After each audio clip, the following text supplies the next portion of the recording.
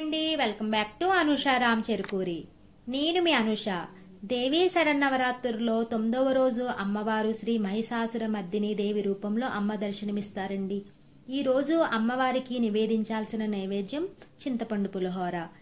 ఈ రోజు వీడియోలో చింతపండు పులిహోర ఎలా తయారు చేయాలో చూపిస్తానండి. చాలా టేస్టీగా ఉంటుంది, చాలా సింపుల్ గా తయారు చేసుకోవచ్చు అన్నమాట. మరి లేట్ చేయకుండా ప్రసాదం పులిహోరని ఎలా తయారు చేయాలో చూసేద్దాం రండి. స్టార్ట్ చేసే ముందు అనుష రామ్ చెరుకూరి ఛానల్ని సబ్స్క్రైబ్ చేసుకోవడం మర్చిపోకండి. ముందుగా నేను ఇక్కడ ఒక చిన్న గ్లాస్ బియ్యాన్ని ఇలా పొడి పొడిగా ఉడికించి పెట్టుకున్నానండి. రైస్ కుక్ చేసేటప్పుడే కొంచెం ఆయిల్ వేసుకుంటే పొడి పొడిగా వస్తుందన్నమాట. ఇలా వండుకున్న రైస్ని పక్కన పెట్టుకుని చల్లారనివ్వండి. తరువాత నేను ఇక్కడ చిన్న నిమ్మకాయ సైజ్ అంత చింతపండు తీసుకుని ఒక 10 నిమిషాలు వాటర్లో వేసి నానబెట్టుకున్నానండి. ఇప్పుడు ఈ విధంగా గుజ్జుని తీసి పక్కన పెట్టుకోండి. తరువాత స్టవ్ ఆన్ చేసి ప్యాన్ పెట్టుకుని కొంచెం మెంతులు, 1/2 టీ స్పూన్ ఆవాలు, 1/2 టీ స్పూన్ జీలకర్ర, 1/2 టీ స్పూన్ ధనియాలు, 1/2 టీ స్పూన్ మిరియాలు వేసుకుని ఫ్రై చేసుకోవాలన్నమాట. ఇవి ఇలా ఫ్రై అయిన తర్వాత 1 టేబుల్ స్పూన్ నువ్వులు వేసుకుని ఫ్రై చేసుకోవాలి. ఇవి కూడా ఇలా ఫ్రై అయిన తర్వాత రోట్లో కానీ మిక్సీ జార్లో కానీ వేసుకుని మెత్తటి పౌడర్లా చేసుకుని పక్కన పెట్టుకోండి. ఈ మసాలా పౌడర్ వల్ల పులిహోర చాలా టేస్టీగా ఉంటుందండి.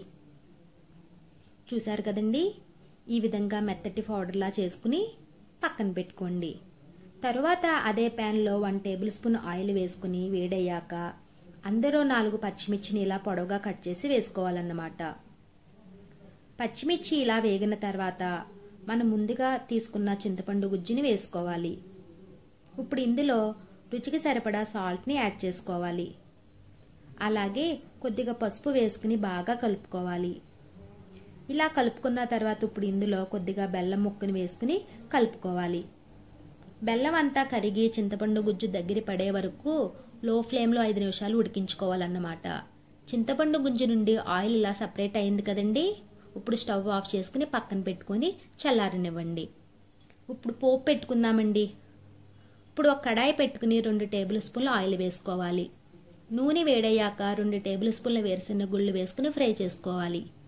ఇవి సగం ఫ్రై అయిన తర్వాత 1 స్పూన్ శనగపప్పు, మినపప్పు, అలాగే 1/2 టీ స్పూన్ జీలకర్ర, ఆవాలు వేసుకుని ఫ్రై చేసుకోవాలి. ఇప్పుడు ఇందులో 3 ఎండుమిర్చిని ముక్కలుగా చేసి వేసుకోవాలండి. అలానే కొద్దిగా కరివేపాకు వేసుకుని ఫ్రై చేసుకోవాలన్నమాట. తర్వాత కొంచెం ఇంగు వేసుకుని ఫ్రై చేసుకోవాలి. ఇవి ఫ్రై అయిన తర్వాత స్టవ్ ఆఫ్ చేసి పక్కన పెట్టుకోండి. ఇప్పుడు మనం ఉడికించి పెట్టుకున్న రైస్లో చింతపండు గుజ్జు వేసి బాగా కలుపుకోవాలండి. ఈ విధంగా కలుపుకున్న తర్వాత మనం వేయించుకున్న పప్పులను వేసి అంతా కలిసేలాగా బాగా కలుపుకోవాలన్నమాట. ఇలా కలుపుకున్న తర్వాత దంచి పెట్టుకున్న మసాలా పౌడర్ని వేసి అంతా బాగా కలిసేలాగా కలుపుకోవాలండి. ఈ స్టేజ్లోనే సాల్ట్ సరిపోయిందో లేదో చెక్ చేసుకుని యాడ్ చేసుకోవాలండి. చూసారు కదండి, ఎంతో టేస్టీగా ఉండే ప్రసాదం పులిహోర రెడీ అయింది.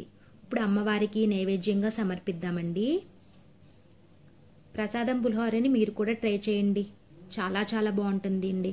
ఈ వీడియో మీకు నచ్చినట్లయితే లైక్ చేయండి, అలాగే మీ ఫ్రెండ్స్కి, రిలేటివ్స్కి షేర్ చేయండి, అలాగే కామెంట్ చేయండి.